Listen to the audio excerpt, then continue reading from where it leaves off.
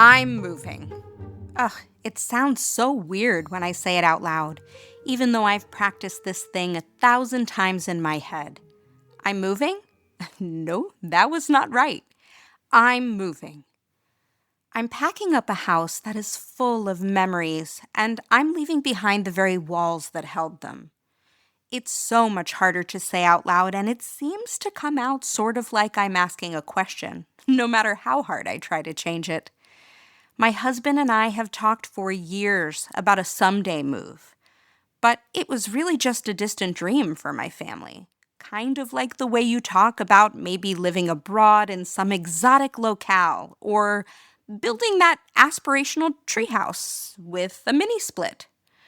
Well, as the universe so often reminds us, its plans are usually far better than our own. But here's the catch. This time, the universe's plans were clear on the other side of the country for us. And that meant that someday had officially arrived. And as we pack up our lives, I am forced to confront a question I never truly considered. What's the difference between a house and a home? And what happens when you take one with you and you leave the other behind?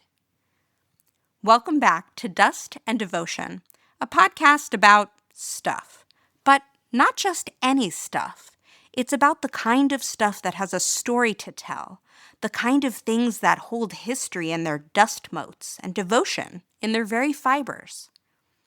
I'm your host, Kate LB, and in this episode, we'll explore the physical and emotional aspects of moving, the challenges of letting go, and the deep, often surprising meaning we attach to the places we live and the things we keep. Join me as I try to figure out what happens when you leave your home behind, but you take your heart and your favorite swung vase with you.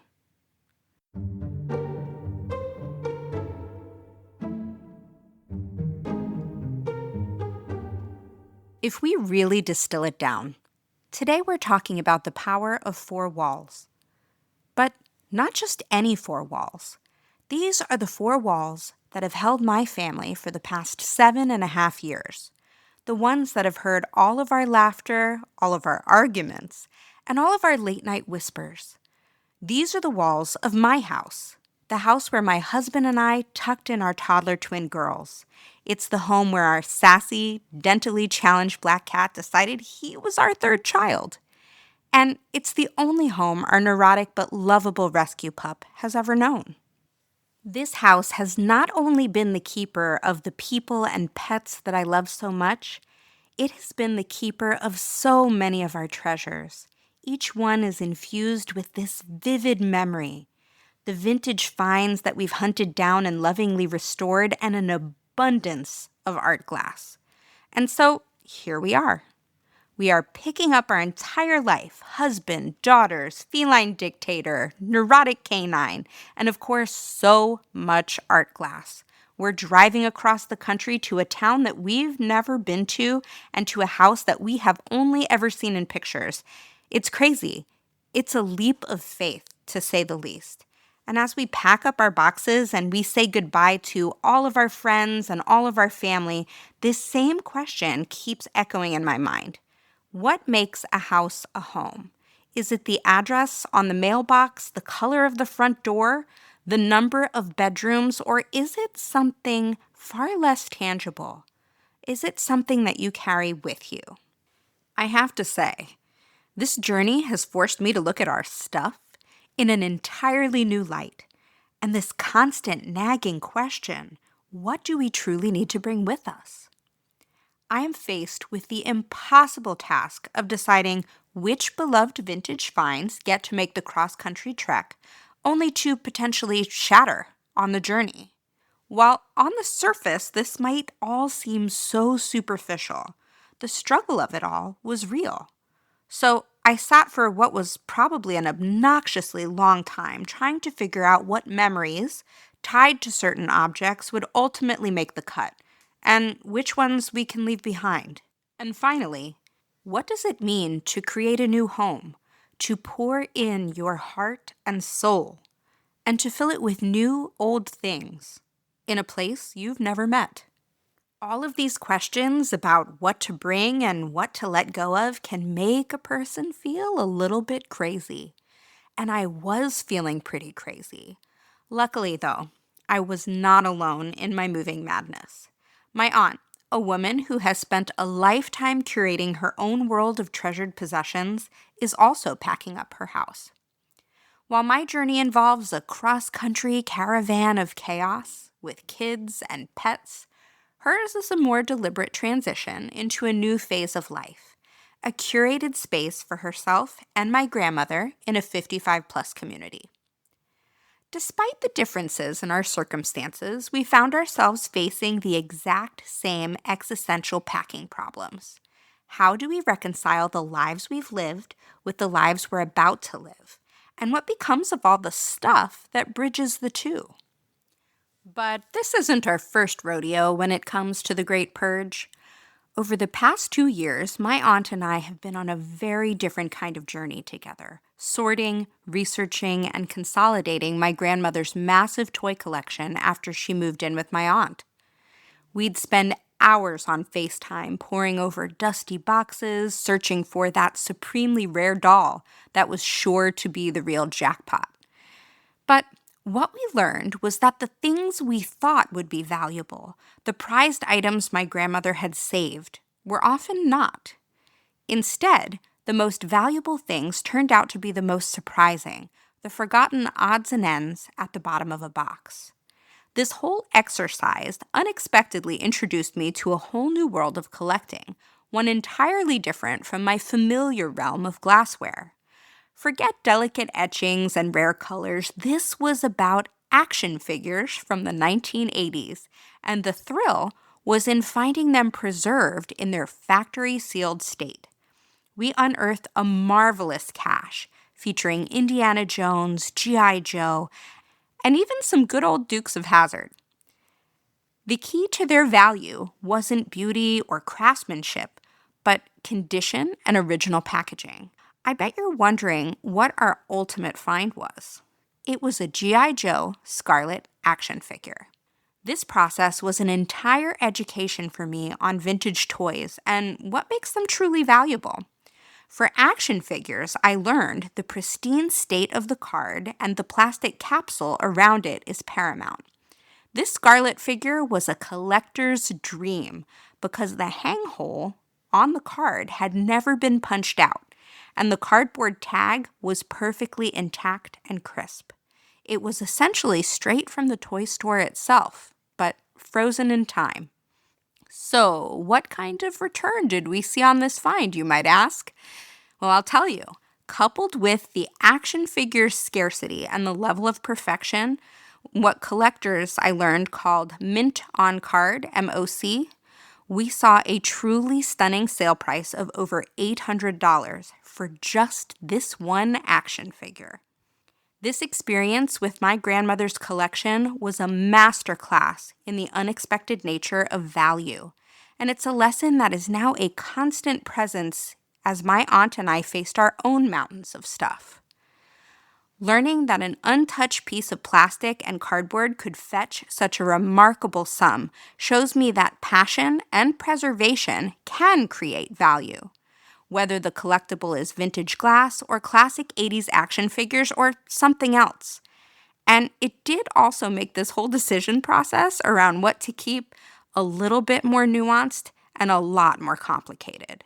In the following clip, we sat down to grapple with the emotional physics of moving and the surprising weight of our things. What was the hardest part of this whole process for you? Well, the memories, the good memories, the bad memories, the kids growing up, then you have to leave that all behind and start a new chapter. Was the stuff a good thing or a bad thing? Like all of the stuff. A lot of unnecessary stuff that we keep. For some reason, I don't understand how we keep all that stuff. Of all the things that we went through, did you end up keeping particular things? I kept a lot of things, a lot of stuff, but we also did get rid of a lot, but some things I just couldn't part with. I found that there was so much just papers and plastic. Oh, I felt like I was drowning. I know, the papers. Oh my, why do we keep all those I papers? have no idea. I was going through the girls' school things, and sure, we Mm-hmm. have some great pieces of art, but why will they care about this 10-question multiplication quiz? But I I know, kept the it. same with me. Yeah, I still had his little book he made me or some things, and I couldn't help it. I had to get rid of it. So you want to hear my number one thing that was the most insane, ridiculous thing that I've had for probably 35 years? Yes. So in first grade, there was this boy, and I really liked him, as much Mm-hmm. as you can when you're what, 5, 6. Right, And he made me a Valentine out of like a paper doily. And he right. and he glued a little plastic felt bear on it and signed his name. And Aw. I kept it all these years. And then today I went into this black trunk where I keep all of the genealogical papers for the family and special things. And it was in there, but it was crumbling. It was disintegrating. And I had a Hmm. moment, and I had kept it for so many years. And I had a moment and I just went, I'm done. Whew. I'm done. Yeah, And yeah, I you were ready. and I was ready, but it took that long to be able to part with it. And I totally get it. I know you were going through it on that end, and I was going through it here, and I was like, "Oh my, this is terrible." Yeah, it really was. Why do we do that? It's weird. Save everything. It Yes, it really is. In some ways you think you might need it, in other ways you think, "Oh, my kids might need it or want it." And and then in other ways, I'll tell you there was a death pile in my office that I had just there's so many school papers coming home. I was just putting them in a pile. And then the pile was Hmm. like 8 inches tall. Oh, I can't even believe that we have this. And it just because life got in the way, I just put it in the corner. yes. So you got rid of it all? I did. I was really proud of myself. Oh, that's very good. Yeah. But I So did. I kept a lot of letters, love letters from boyfriends when I was like 15. I finally great. got rid of it too. Yeah, you did. So, It's but hard, and it's like an emotional process. I feel like that takes years of having to like reconcile being ready to part with things. it was definitely an awakening.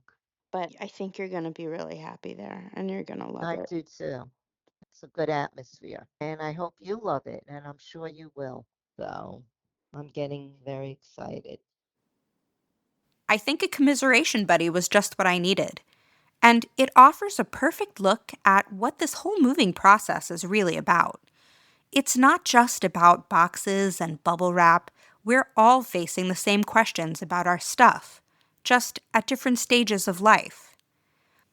Listening back to that, I'm struck by how a life's worth of things gets distilled down to just a few boxes of essentials, whether you're moving with a young family in tow or moving on to a new chapter of your own. When I look at my aunt's journey, it's an important reminder that this isn't a one time thing. It's a process we repeat again and again throughout our lives as we add to our collections, and then, inevitably, let go of them in one way or another. The only difference is the scale. I've helped my clients with this same thing countless times. It does hit differently, though, when it's your decisions, your stuff. Maybe you're moving to a retirement community or another state, or maybe you're just decluttering a closet. The questions are still the same. What do you need to take with you? What do you need to leave behind? And what does it mean to create a new home, a new life, a new you, with the things that you decide to keep?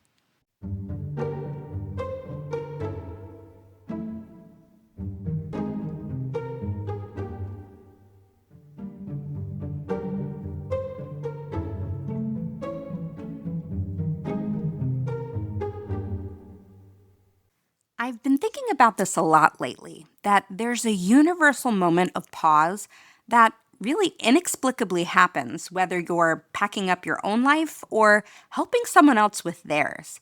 It's this almost palpable feeling. You look at the mass of your possessions lying in front of you. Maybe you're marveling at the sheer volume of accumulation, and then all of a sudden, these intense emotions, they begin to bubble up to the surface. Maybe you break out in a cold sweat. I know I did.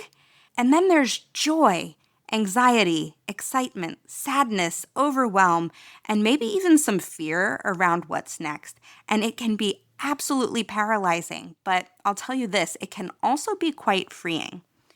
Because this rigorous editing process that goes into a move is very much a conscious decision to curate your own future by discarding your past. But sometimes that control does vanish. And it's the most emotionally charged inventory we will ever face because it is the one left behind by a loved one. The simple act of sorting becomes almost sacred. It's a difficult ritual and it's an act of remembrance. And through this act, we shift from dealing with our own future to honoring someone else's past. Because this isn't just about the physical stuff, it's about conducting a final survey of a life. Every item, however humble they may be, they carry the ghost of a decision, an action, and even an existence. I recently encountered this when my closest friend and her cousin sat down with me to share some captivating family stories following the passing of their grandmother. Peggy lived to be a remarkable 100 years old, and she inhabited the same home for decades. And in doing so, she turned the four walls not just into a place where people live, but into a stable, enduring container of memory, spanning generations, states, styles, and history itself. A time capsule. When her family began the hard work of clearing the space, they weren't just packing boxes. They were acknowledging the full material record of Peggy's century. As you can imagine, a century of life leaves behind a ton of stories, a lot of keepsakes, and yep, a lot of things. In speaking with her family about how they navigated that process, the sheer volume of items, the emotional weight of every single object, well, it gave me an entirely new perspective. Because in going through this process, of course, the family secured the expected pieces of jewelry, heirloom artwork, all of those items with recognized monetary value. These are the precious objects. They carry the weight of provenance. It's the ones that we know naturally, instinctively must be saved. But what really resonated with me and what speaks volumes about the depth of this legacy was this fierce attachment to the unassuming artifacts, the things that, when Peggy was alive, they were just things. We talk so much about the value of an object, what it's worth on paper, but when you're sorting through the belongings of a loved one, you quickly realize that there are two separate kinds of value: the stuff that's actually worth money, and then there's the currency of the heart, the most specific, sometimes even unusual things, and those are the ones that carry the most weight. And that's what I'm going to dive into next. Take a listen to this moment as my best friend and her cousin recount family treasures and the indelible meaning of one very unique keepsake.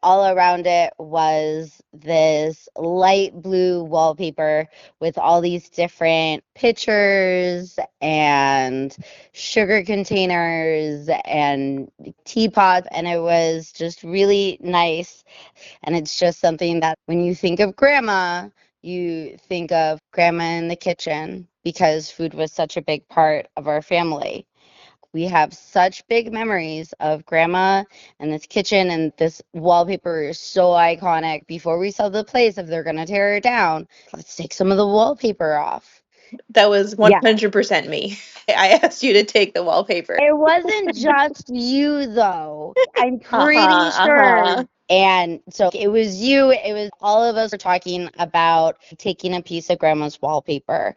But then when the house sold, they told us we couldn't take the wallpaper. But I had been over the years taking different pictures with different phones to get a good picture of the wallpaper.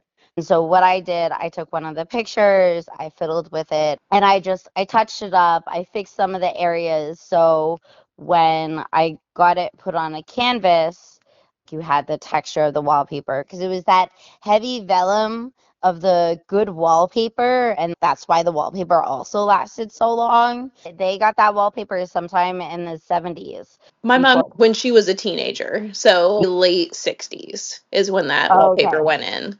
I remember growing up thinking, like, this wallpaper is so ugly. Grandma, you gotta change it. It's so ugly. Now, obviously, I love it. It's an iconic image. It makes me think of her. Even just thinking of one of those little drawn sugar containers or teapots makes me Yeah. think of her. When my daughter was born, every time we went to visit, I made sure to get a picture of her with the wallpaper, which I know sounds silly, but it's an ingrained memory of grandma because she Yeah. did spend so much time in the kitchen. She loved that wallpaper. To this day, I don't understand why. I still think the wallpaper is a N- little bit ugly. what? That's It's too many good true. It's so ugly. I memories. love it.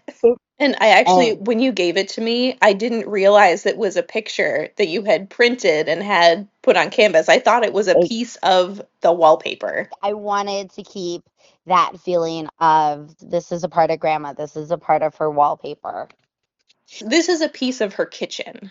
where she made all these different things and taught us how to bake. To this day, I still like to joke about how, as grandma said, my taste buds have not yet matured. Because that was her saying when I was like, ugh, this doesn't taste good, or I don't like this. And she would look at me and she would be like, your taste buds just haven't matured yet. And you even found another way to immortalize this wallpaper, right? This was that first major death that really affected me, and it was really tough. And after a while, I was like, grandma's like wallpaper is such an iconic thing. And I had always been thinking about getting a tattoo. And so I was like, I will get a tattoo of a part of grandma's wallpaper. Just figuring out where to put it was the next thing because I wanted it to be somewhere that I could look at it often. And then I just thought back to all my memories of grandma. And I have this really bad habit of just like swinging my feet and kicking my feet. And so I always kicked grandma's white pants by accident. And she would always be like, these are my white pants. They're so nice and clean. So I was always accidentally kicking her on the ankles, accidentally stepping on her feet. So I got the tattoo on my ankle. And if I'm ever having a bad day, I can look at that tattoo. It just brings me back to those memories of grandma.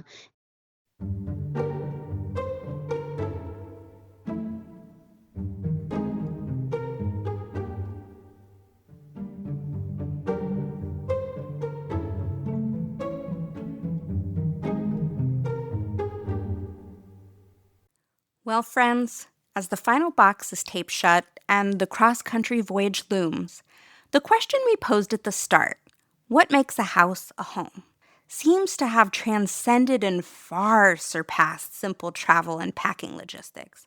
And what I'm finding is that this whole experience is so much more rich and complex than I ever could have imagined. This entire exercise has truly become an inquiry into the architecture of memory, humanity, and possessions. Ultimately, when we make a place our home, the stuff that goes there and how we grow there as people isn't solely reliant on a specific latitude and longitude. We heard from my aunt, who is facing not just a downsize, but a total redesign of her future, choosing freedom over accumulation.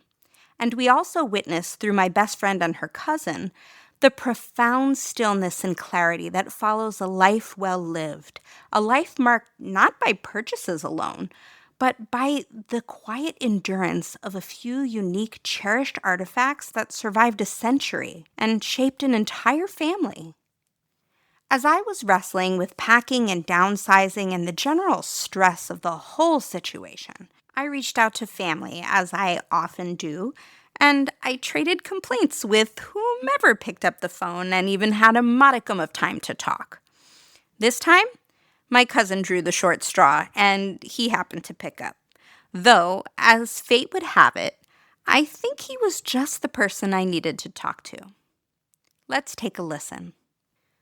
Tell me, how does a house become a home? By filling it with memories that will last forever. When you walk through the door, whether it's $1 million home or a $20,000 home, you want to feel safe and happy, filling it with people and pictures and animals that you love every single day. So it's not the four walls. No, because every house has four walls. It's what you do within those four walls that make you happy and feel safe with the ones you love. And what about the other stuff that's inside of it? Stuff can always be replaced, but it's about filling it, making memories in a home. That's what makes it a home. What I love about this is that he states so simply that the emotional weight of a place, the very essence of home, is a human construct, a kind of social gravity that we create. Our things are merely vessels, and in a moment, my entire thought process around this move was reframed. That swung vase from my collection that sat on the fireplace isn't inherently valuable. Sure, prices, they fluctuate, and with demand, what's worth something today is worthless tomorrow. What this vase really is the tangible receipt for 7.5 years of cozy fires and family movies, secure moments with the people that I love. It is a material anchor for an immaterial memory. And just like that, I had the ultimate key to downsizing my vintage collection. My struggle wasn't about the physical weight of the glass, but the perceived weight of responsibility to preserve the past. But I've learned that the past is not stored in a closet. It's woven into the self. The act of downsizing, then, becomes an act of intense sentimental curation. I am choosing to carry forward only the objects that function as the clearest, most potent mnemonic devices, the ones that, with a single glance, conjure the sound of laughter or the feeling of safety. The rest, those beautiful pieces that are merely art, they deserve to be released. They are now free to embark on a new journey, to begin collecting new memories and creating a new home for someone else. The house I leave behind is just a wooden frame with 4 walls. The home I carry forward, however, is built of an infinitely more durable material, the enduring memory of connection. A special thank you to my Aunt Barbara, to Marielle, Vanessa, and Alex for helping all of us understand this profound principle, that home is not a location, it's an orientation. It is the comfort, the safety, and the love that we project onto a physical space. And so, as the sun sets on this chapter and rises on the next, I want to leave you with this final thought-provoking image. Look around your own space. Every object is a silent testament to a moment. Which of your belongings are merely filling space, and which are truly functioning as a foundation for your next home? I truly hope you found a little magic in exploring the stories that tie us to our belongings. Join me next time from a new home as we continue to uncover the hidden histories and timeless tales held within the things we can't truly take with us. Until then, keep collecting those moments and remember, build your homes deliberately.